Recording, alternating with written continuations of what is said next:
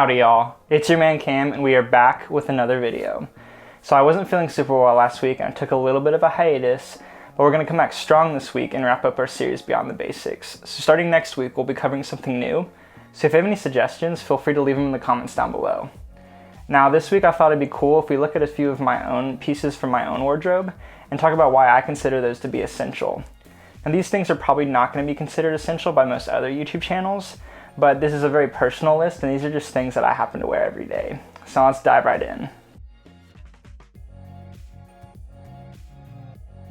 Now first up we have my en plissé Issey Miyake pleated trousers.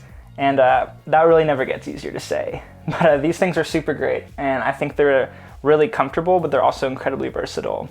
So I can wear these when I'm out and about or if I'm walking around the house and I'll feel super comfortable no matter what.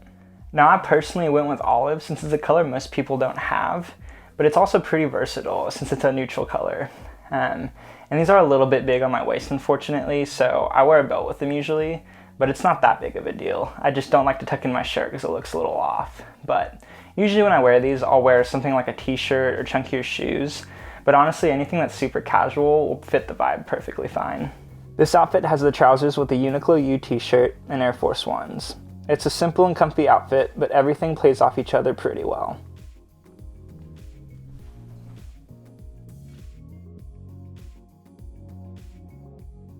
The other pair of pants I'm going to go over is actually another pair that I picked up around the same time I picked up those others, and that's my SLP denim. So these are the SLP DO2 denim, and so basically what that means is it's going to be a skinnier denim, and there's a little bit of stretch to these jeans, so they're not super uncomfortable. And I think they're incredibly versatile even though they're on the opposite spectrum of the other pants because those are a lot more baggier and wider. I went with black here since it's obviously pretty easy to pair it with anything. And since it was used, they're already broken in, so I could go true to size and have it not be too loose or too wide. Now I wear this with a button-down shirt usually and a pair of boots, but sometimes I'll wear it with a t-shirt. It just kind of depends on the vibe I'm going for, but usually it's going to be that traditional SLP rocker vibe. And that's exactly what I've done in this outfit. I'm wearing the SLP denim with my Thursday boots and a button down from Zara. I like how the white shirt contrasts well with the boots and denim, but there's also still room for those pops of color. We're going to move on to shoes, and we're going to start off with the Yeezy 500s. Now I know Yeezys are a little bit played out at this point, but I don't really see myself getting rid of these anytime soon. I just love how chunky and bulbous, if that's the right word, I'm not too sure, but I just love how unique these are. And honestly, I feel like they go with a whole lot, and that's probably because they're tan. And most of the Yeezy line are tan, and I'm not sure why, but I'm guessing it's because it's Kanye's favorite color. So if you're looking to pick up a pair for yourself, you'll probably be able to find any of them, because they're all just a variation of each other and just a little bit different shade. Since these are a little bit chunkier, I personally like to wear these with looser fitting pants and shirts, since I think when I wear them with skinny jeans or anything slimmer, it just kind of looks off, and I feel like I look like some sort of like Kingdom Hearts character. But if you're into that, more power to you. I just personally don't think it looks that great on me. I've paired my Yeezys with my camo Carhartt pants and a John Mayer t-shirt. This outfit is definitely on the trendier side, but sometimes it's kind of fun to chase the trends. I think tan pairs well with the camo since it kind of gives it a natural earthy feel. And obviously it pairs well with the shirt because it's also tan. My other favorite pair of sneakers to wear are these Jordan 1s, and these are the bread toes. So bread means black and red, and they're called bread toes because of the red on the toe here. If it was just the breads, it would be red and black all over with no white here. And I got pretty lucky on sneakers when these came out a couple of years ago, and I'm really thankful because I wear these all the time. And I think black and red is a good color combination in streetwear in particular, just because it goes with a lot of things. And I think it's because of the influence that this shoe has had. When Michael Jordan came out with these shoes in '85, black and red kind of cemented itself as iconic. And so a lot of clothing brands and clothing in general has kind of adopted that color scheme. So it's pretty easy to pair these with almost anything.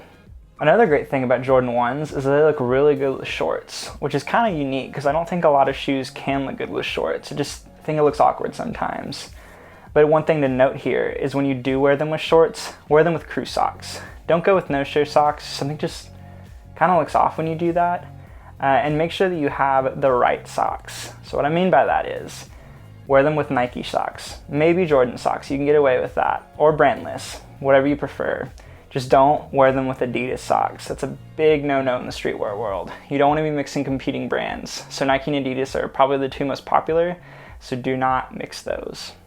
My outfit here has my Jordan 1s with some sweatshorts from H&M and a Caterpillar NASCAR tee. This fit is the perfect mix of sport and casual. It doesn't look like I'm actually about to hit up the court, but it also doesn't look like I just decided to bum it out for the day. Moving on to tops, we have these Uniqlo U t-shirts.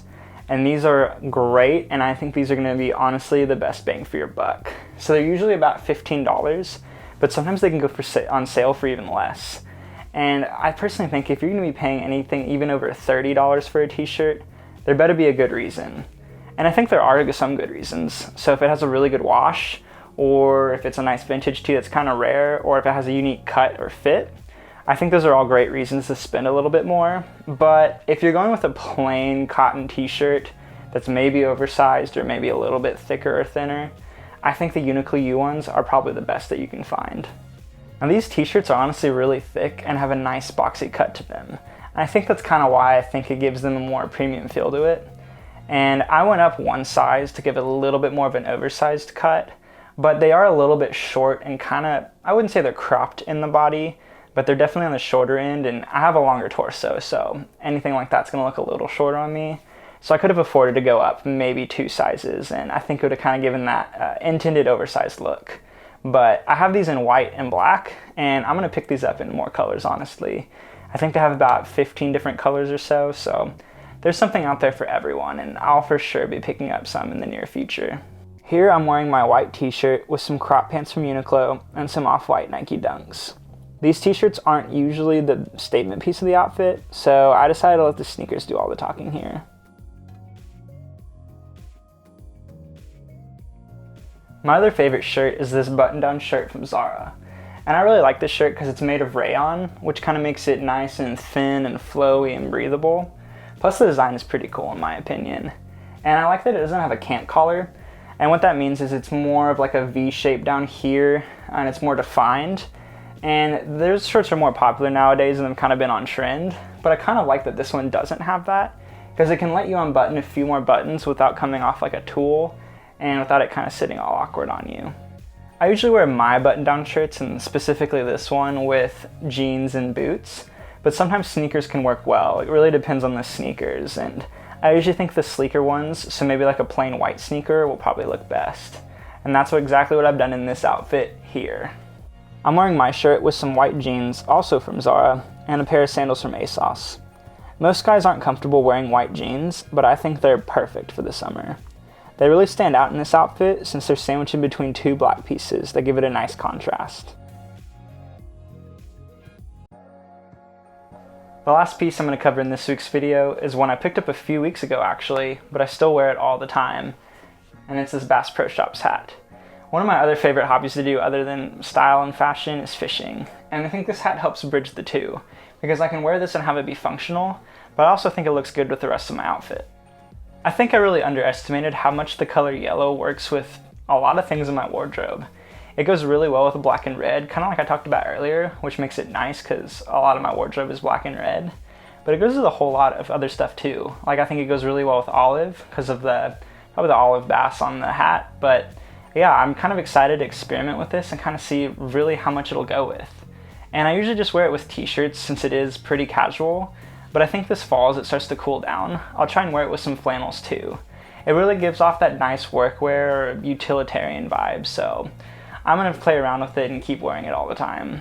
My last outfit for the day has the Bass Pro Shops hat, a vintage pirate shirt, the same sweatshorts from before, and the Nike Fear of God Skylon 2s.